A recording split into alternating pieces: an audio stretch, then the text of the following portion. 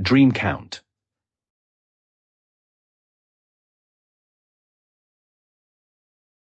Chiamaka. 1. I have always longed to be known, truly known, by another human being. Sometimes we live for years with yearnings that we cannot name. Until a crack appears in the sky and widens and reveals us to ourselves, as the pandemic did, because it was during lockdown that I began to sift through my life and give names to things long unnamed.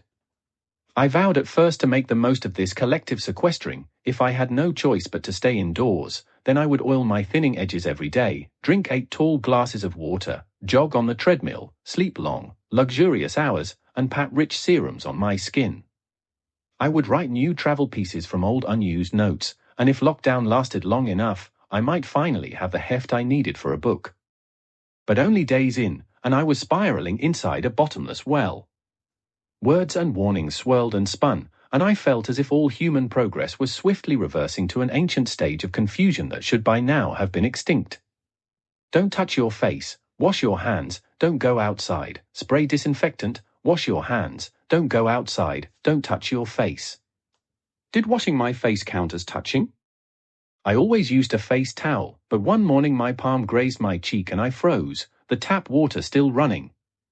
It couldn't matter, surely, since I never even stepped outside, but what did don't touch your face and wash your hands mean when nobody knew how this had started, when it would end, or what even it was?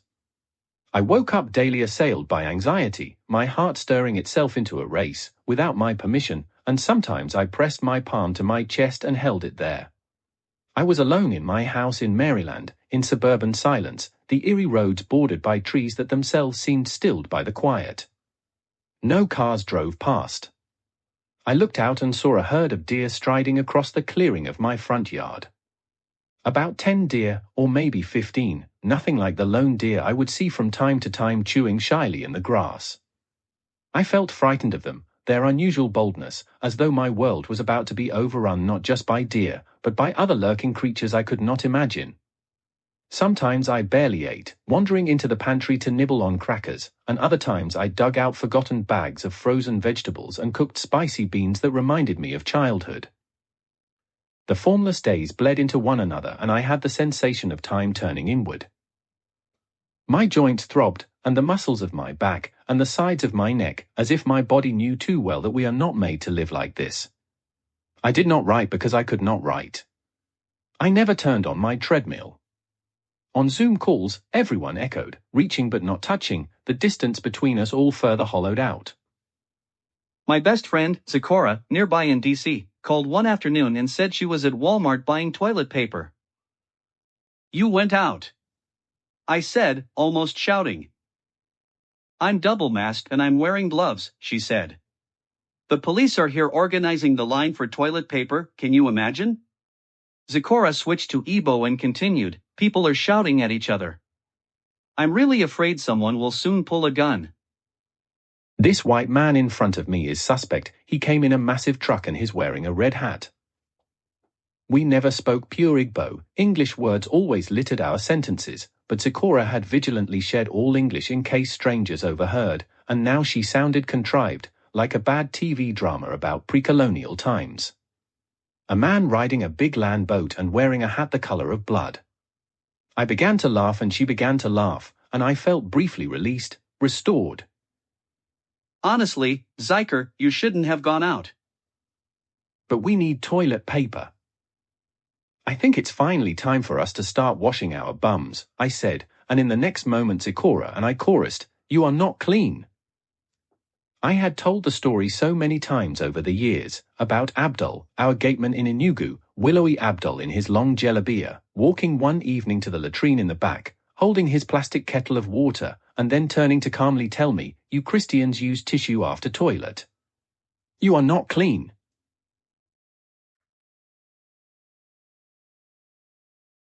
On our family Zoom call, I said, "The greatest crime you can commit in America today is to disrupt the long lines of people waiting to buy toilet paper in supermarkets. The police are now very busy guarding toilet paper lines all across the country." I hoped everyone would laugh. We used to laugh so much, but only my father did. My twin brothers were on the cusp of yet another argument. My mother said, I've never understood why Americans call it paper. Toilet paper. It sounds rough. Why not toilet tissue or toilet roll? We spoke on Zoom every other day, my parents in Enugu, my brother Afam in Lagos, and his twin, Bunachi, in London. Each call was like an overcast day, bleak and burdened with the latest bad news. My parents talked of death, of the dying and the dead, and my brothers were brazenly barbed with each other, no longer bothering to shield my parents from their hostility. It was as if we could no longer be ourselves because the world was not itself. We talked about the rising numbers of Nigerian cases, changing day by day, state by state, in a macabre competition. Lagos had the most for now, and then Cross River was next. Afam sent us a video of an ambulance in his estate, screaming its way down his street, and captioned it "One Down." Bunachi said doctors in the UK wouldn't be getting any protective gowns soon, because the people who made them in China were dead. I always joined the call last, and I pretended I had been on other calls with editors, when in fact I was just staring at my phone, bracing myself to click the join. My parents had returned to Nigeria from Paris just before lockdown, and my mother often said, imagine if we had been stranded in Europe. This thing is killing our age mates, they're like flies. Imagine the disaster if we had Europe's death rates, my father said. God is saving Nigeria, there is no other explanation, Afam said. There's magic, Bunachi said waspishly. Then he added, Europe is just honest at recording coronavirus deaths. No, my father said. If we had high death rates, we wouldn't be able to hide it. We're too disorganized, we're not China. Jesus, Mary and Joseph. All these numbers are people, my mother said, her face turned away, watching TV. I took a spoon to an ATM this morning, Afam said. A spoon, my mother asked, fully frontal again. I just didn't want to touch that machine, so I pressed in my passcode with the spoon and then threw the spoon away, Afam said. You didn't wear gloves, my mother asked. I did, but who knows if coronavirus can pass through gloves? Afam said. The virus dies in seconds on solid surfaces. You just wasted a spoon, Bunachi said, all-knowing as ever. A few days before, he had declared that ventilators were not the right treatment for coronavirus. He was an accountant. But you should not have gone out in the first place, Afam, my father said. What are you doing with cash, anyway? You people stocked up well. I need cash. Lagos is very tense, Afam said. Tense how? Bunachi asked, and Afam ignored him until my father asked, what do you mean by tense? Mobs are gathering at estates all over the island, asking for money and food. You know many people earn their living day to day, they don't have anything to fall back on. All these hawkers on the road. I saw a video where somebody in a mob was saying they don't want lockdown, that it's the rich who go abroad and catch coronavirus, and since they washed our clothes and pumped our car tires before lockdown, we should now feed them. To be fair, there's a kind of logic to it. There's no logic to it. They're just criminals, Bunachi said. They're hungry, Afam said. I even walked to the ATM. I heard that if you dare drive out in an expensive car, they chase you with sticks. He lived in an estate of hulking houses where visitors needed unique passcodes at the electronic entrance gates. The next day, he said the mob had beaten the guards and were banging at the gates, trying to deactivate the security system. They've started a fire just by the entrance, he said. I've never seen our WhatsApp group so active. We're all contributing money, trying to work out how best to get it to them. Do you still think they are harmless? Bunachi taunted. I never said they were harmless. I said they were hungry, Afam said. On his screen, we saw grey smoke rising into the evening sky. He looked fragile and untested, standing there by a tall potted plant in his marble balcony. The plant was so verdant, leaves so lushly full, that it startled me to remember when life was ordinary and my brother master of his days, running his businesses, a young Lagos big man with power in his pockets. Now he was standing there while his wife barricaded their 2 children in the kitchen because the kitchen had the sturdiest door. He was trying to look unafraid, which only made him look afraid, and I thought how breakable we all are, and how easily we forget how breakable we are. A loud bang split the air, and I jumped, unsure for a moment whether it had come from a fam's screen or from outside my window. "Did you hear that?" a fam said. "Some kind of explosion at the gate." "It's nothing serious," my father said. "They must have thrown a can of insecticide into the fire." "A fam, go inside and lock all the doors," my mother said. To change the subject, I said high-dose vitamin C was sold out everywhere online. Bunachi, of course, knew it all and said vitamin C didn't prevent the virus, and he would send us the recipe for an infusion made with fresh basil, which we should inhale daily. "Nobody has fresh basil," a fam snapped. Bunachi began to recite the latest statistics on deaths by country, and I said, "My battery is dying," and hung up. I sent a fam a text, ending with a line of red heart emojis. "Hang in there, bro, you'll all be fine." My cousin Armalaga said nothing of the sort was happening in Abuja. Abuja was milder than Lagos. As always, it was like a Lagos bleached by sun, nutrients leaking away. "People are dying and people are having birthday parties," she said. "What?" "The president's chief of staff died yesterday of coronavirus, and this morning Ejiro invited me to her birthday party. I told her that if I want to risk death, I will choose a better way than her birthday party." It jarred to hear Armalaga say died and death. She rarely spoke of symptoms or numbers of the dead. She talked of resealing cartons of Indomie noodles with strong sellotape before leaving them at the gate of a motherless baby's home, or of the surge, since lockdown, of web traffic on her website, for men only, more unique visitors from more countries, many asking her to make a video and finally reveal herself. "It almost feels intimate, asking me to make a video," Armalaga said with laughter in her voice. Of all the people I loved, Armalaga was the most like herself still, undefeated by this communal unknown. She always looked awake and showered and alive with plans. "Kia, this thing will pass. Human beings have survived many plagues throughout history," she said often, sensing my sagging spirits, and her tone bolstered me, even though plague reminded me, for some reason, of blood leeches. "Don't call it a plague," I said. Sometimes we didn't talk, propping our phones on a book or a mug, sharing our silences and our background sounds. Only with Armalaga was silence tolerable. On Zoom calls with friends, quiet felt like failure, and so I talked and talked, thinking how quickly we adapt, or pretend to adapt, to a life reduced to screen and sound. Zikora said she liked working from home, in her bed, because she could hear Chidra's high-pitched crying from the living room, and the low tones of her mother's soothing voice.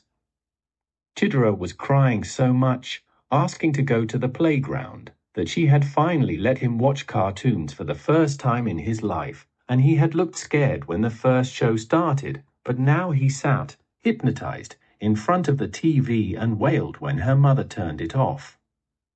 LaShawn, in Philadelphia, was making sourdough bread and leaving plates of fried chicken on a landing for her mother, who was quarantined upstairs because they weren't taking chances.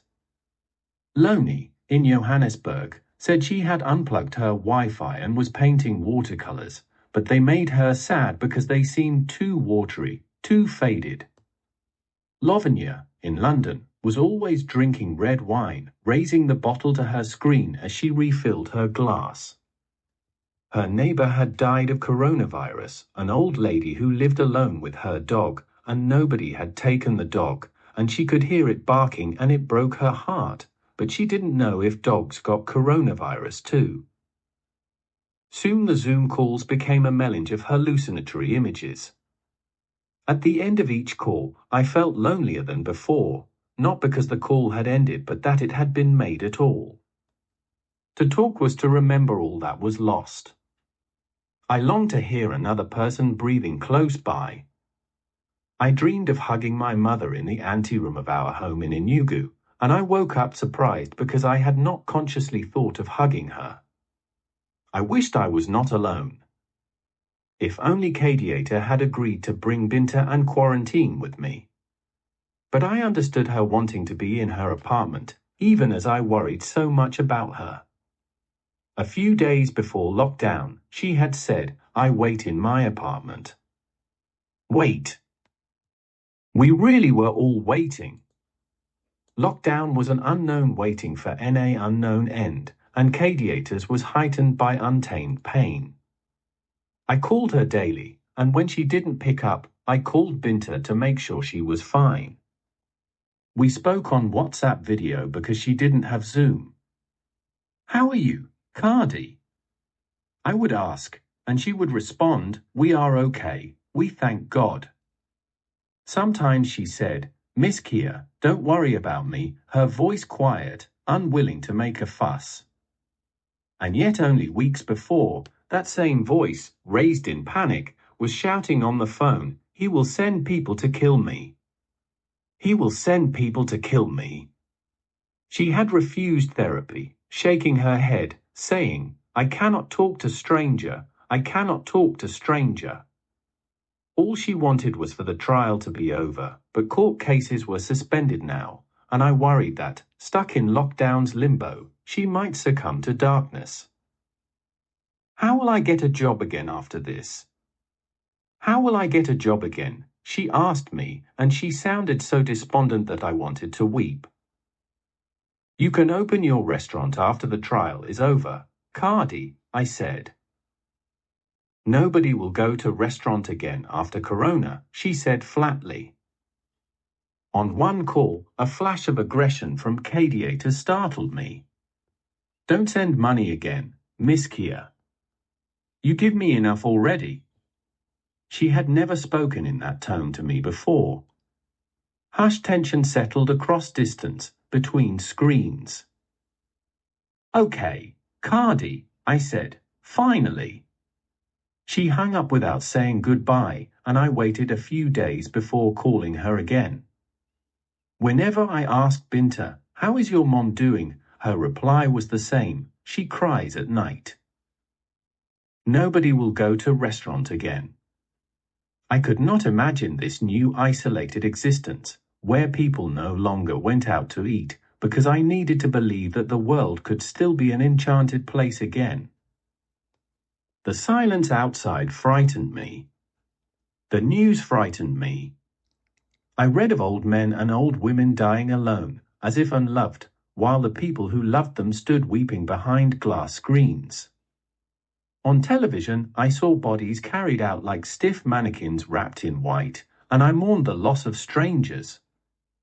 I scoured Twitter for coronavirus hashtags, and on Google Translate I pasted the tweets of Italian doctors who seemed to know what they were talking about.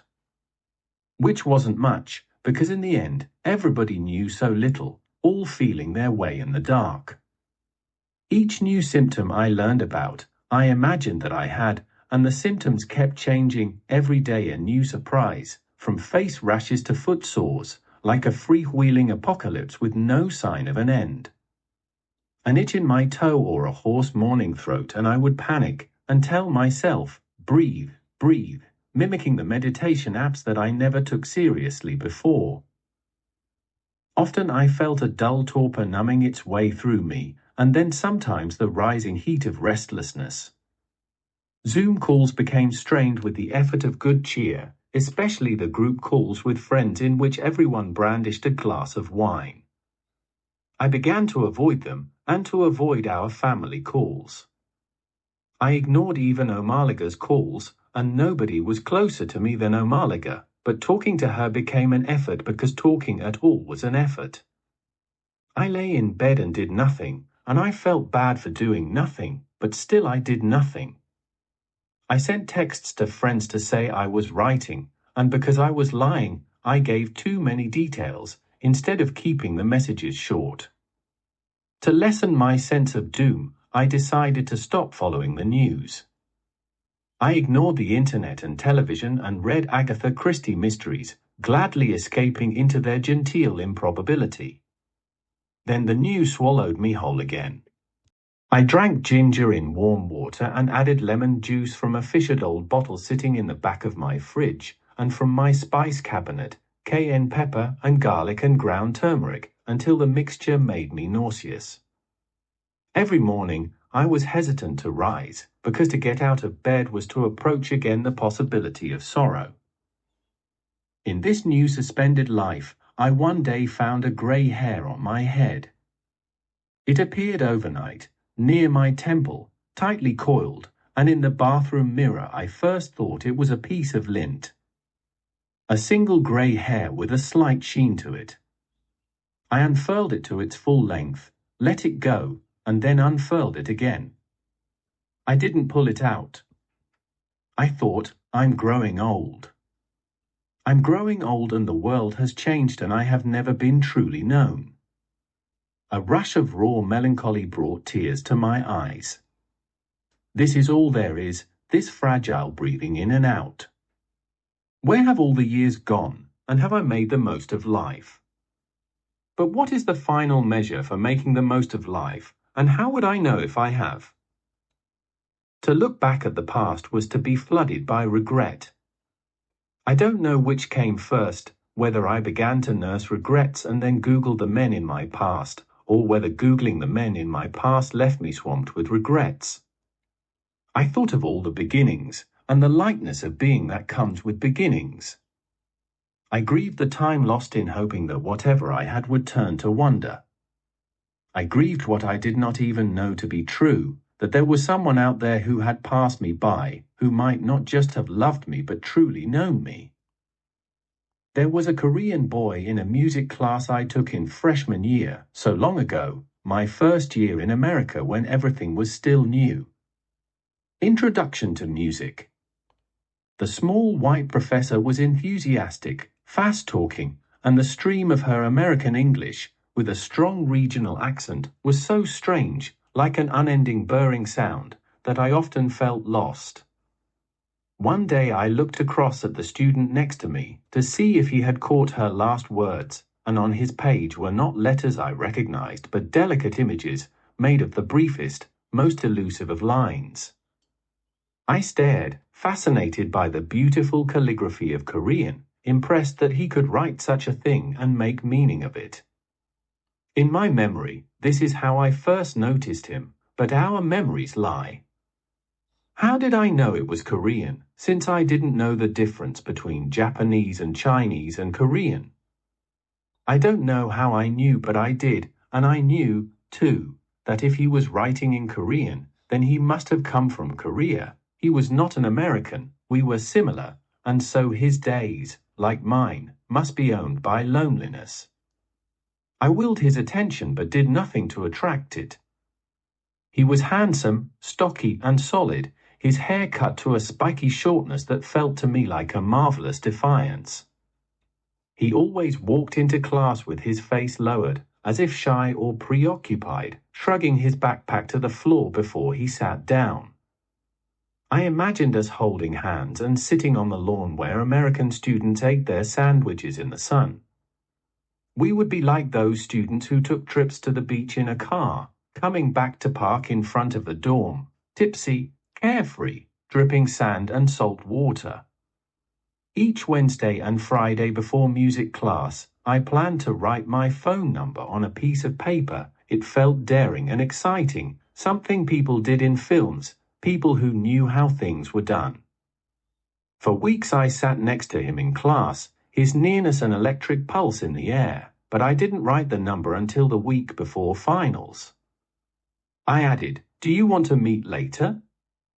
Then I tore it up, and as we settled in for our exam, I wrote just my name and number on the back of a cafe receipt. I never gave it to him. I handed in my blue book and walked away. I never saw him again, my handsome spiky-haired Korean. I scanned classes and hallways throughout the next semester, and once or twice I saw an Asian with angular features, and I looked until I saw that it wasn't him. Perhaps he went back to Korea. Might we be together now, my Korean and I, with a child or two children, visiting Seoul and Lagos, and living in New York City? I don't like New York City. Its air has a tart edge, its anonymity singes. It makes me feel unmoored, like a pebble rattling in a large indifferent good. I lived there for a year, just after college, in a one-bedroom on 42nd and Lex, after convincing my father that aspiring writers needed to live in New York. What was it about the city that brought the urge to hide, so that I spent days cowering in my apartment, ordering delivery, and avoiding eye contact with the pleasant doorman? When I gave up on trying to write a novel, I got a job in advertising and moved away, never wanting to return. Yet New York City often featured in my imagined lives, maybe because it is the city that is supposed to feature in imagined lives. Paris featured too, another city I do not care for. Paris wears its badge of specialness too heavily, and therefore gracelessly, Paris assumes it will charm you merely because it is charming. And black Parisians look grey, as if the cordial contempt that France reserves for black French people had formed on their skin. This description of black Parisians came from a man I thought I loved for 3 years of my life. No, a man I loved for 3 years, but after it ended, I wished I had not loved him. Donnell. His name was Donnell. They look grey and washed out. The French treat their black folk like shit, but if you're African American, you kind of get a pass, he said. He told me a story of stepping out of a train in Paris, where uniformed men swooped in and began to ask only the black people for their papers, les papiers. Les papiers. A quick glance at his blue American passport and they waved him by, and he looked back to see 4 black Frenchmen humiliated and huddled by the pillar of the train station while other French people walked unconcernedly by. I wanted Donnell to say he was moved or heartbroken or angered by this, but he said it was the reification of the subjective neo-racial paradigm. Or something like that.